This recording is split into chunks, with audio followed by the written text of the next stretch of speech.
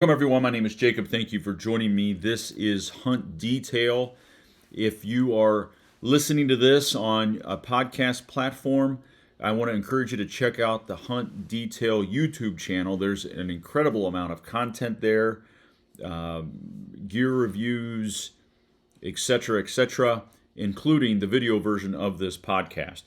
So, and also if you want to follow me on Instagram, it's J_Coons_hunts.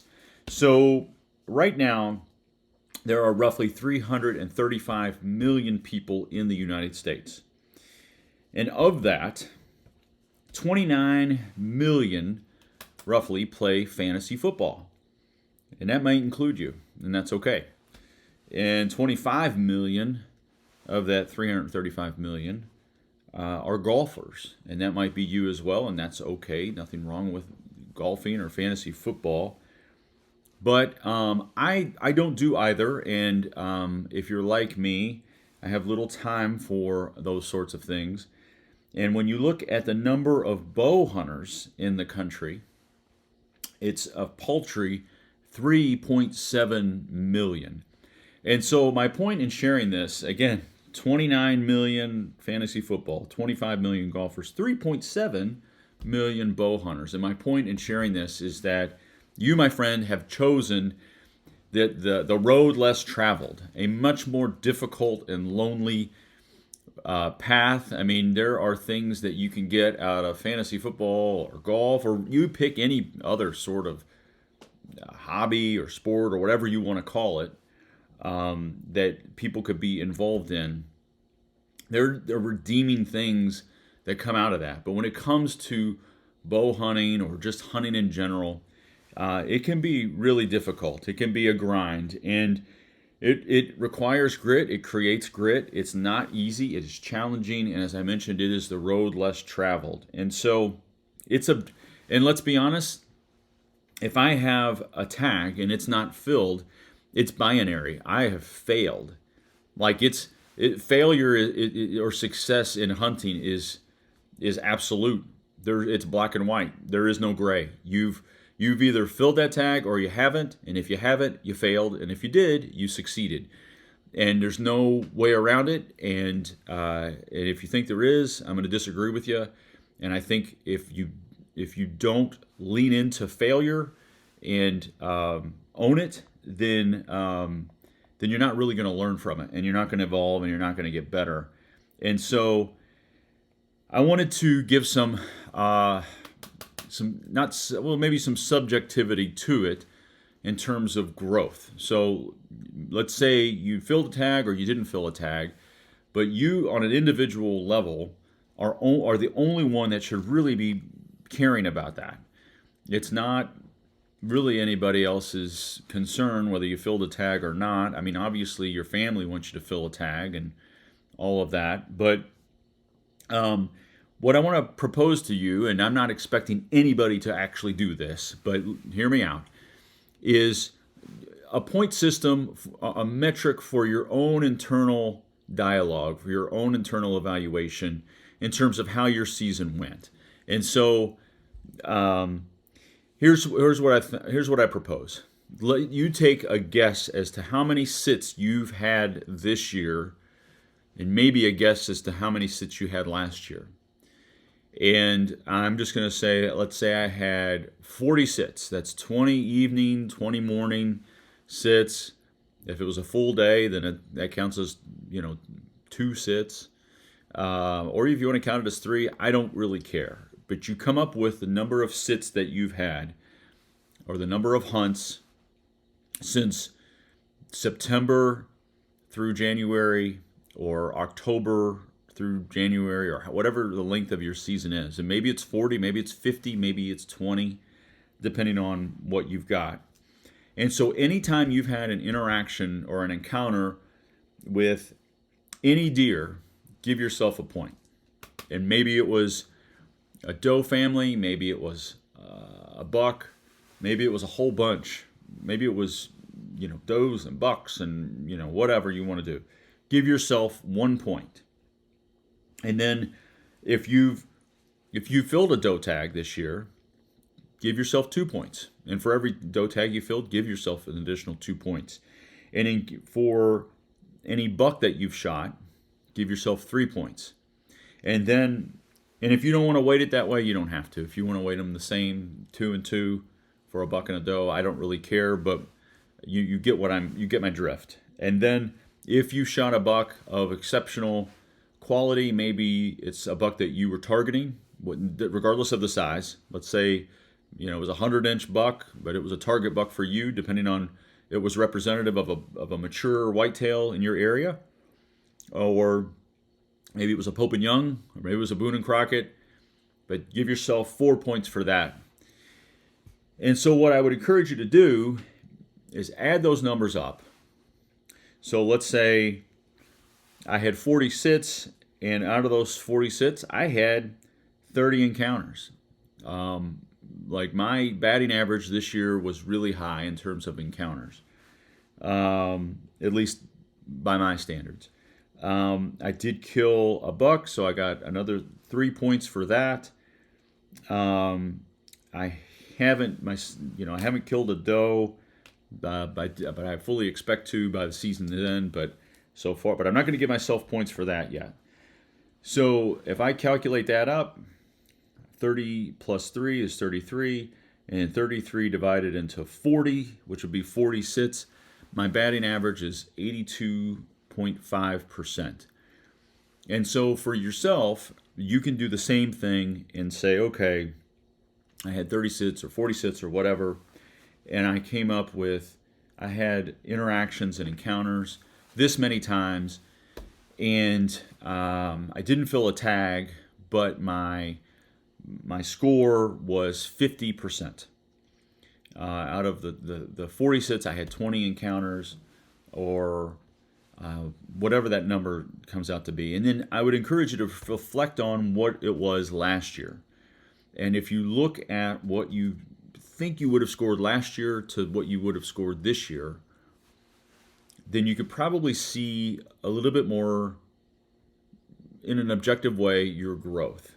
I mean, obviously, you can reflect on what you did last year and what you learned from last year and how you changed your style or your setups, or how you had shots and you missed, or you shots over the back, or you hit a deer and lost them.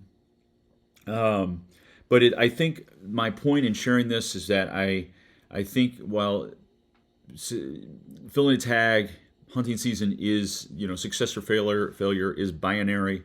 There's no black and there's no room for gray. It's clearly black and white.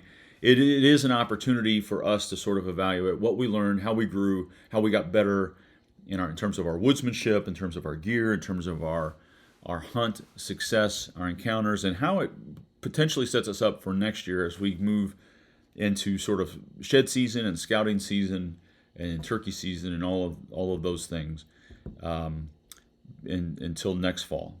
So, there's a researcher by the name of Carol Dweck. I think she's out of Stanford, and you may have heard about this research, but it's regarding mindset, and it's fixed mindset versus growth mindset. And so I won't dive into the research, but I'm going to give you the highlights of it. And I want to just encourage you to pick a particular mindset. I want you to pick the growth mindset for yourself if you're not already there. And so this requires a little bit of introspection. So a fixed mindset suggests that intelligence is static, meaning that it is like whatever intelligence you have, it is what it is. And this obviously would apply to obviously hunting, your work, your school, other things that you're pursuing, other things that you're trying to grow in. And so when it comes to a fixed mindset, those that have a fixed mindset, they look to desire. It leads to a desire to look smart. So they care more about how they look to other people, that they look smart, and they tend to avoid challenges. They tend to give up easily on obstacles. They see effort as fruitless. They ignore useful and negative feedback. So someone says, "Hey, do you mind if I give you some feedback?" And they someone with a fixed mindset will avoid feedback like the plague because ego is their priority. Ego is how they what they worship at. The altar that they worship at is ego, and so feedback for them is a knock on their ego, and therefore they do not want feedback. And then when it comes to the success of others, they feel threatened by the success of others. And I think about maybe it's you, or think about some other people that where other people have had success, these people are jealous or think it's unfair or whatever. And I've encountered those people as well. That is not me. I really am cheering for everybody because we're all on our own journeys, and it doesn't cost me if someone else is successful per se. So as a result, they may plateau early and achieve less than their full potential.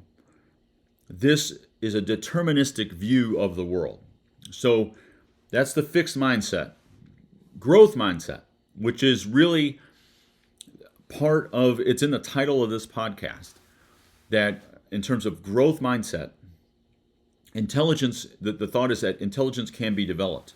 It leads to a desire to learn and therefore a tendency to embrace challenges, persist in the face of setbacks, see that effort is a path to mastery. They learn from criticism, and they find lessons and inspiration in the success of others, and as a result, they reach even higher levels of achievement, and they see that there's a greater sense of free will in the world. And so I want to say that, growth mindset is as we come to the end of this year, that's where you want to play. You want to lean into your failures. You want to lean into the feedback or criticisms that you receive, assuming they are from people that have a heart of love and are giving that feedback to you with love and not to sort of hurt you or tear you down. So I want to add that disclaimer to feedback and criticism, because there are people that do want to hurt you and tear you down. So you have to really screen through who are the people that love me, and take that feedback and use it to get better.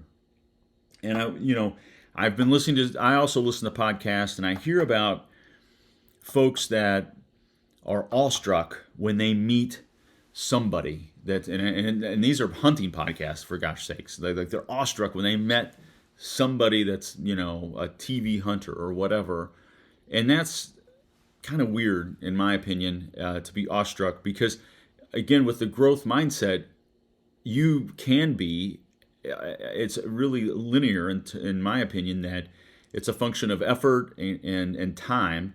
You can be, as good at whatever you want to be, as long as you are putting in the time and effort and energy, whether, and I know it could be hunting, it could be whatever it is that you're focusing on at work in terms of development.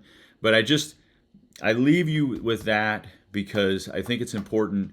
I know as I started, hunting is binary. It's either success or failure, but lean into your failure and really lean into that growth mindset as we go into next year.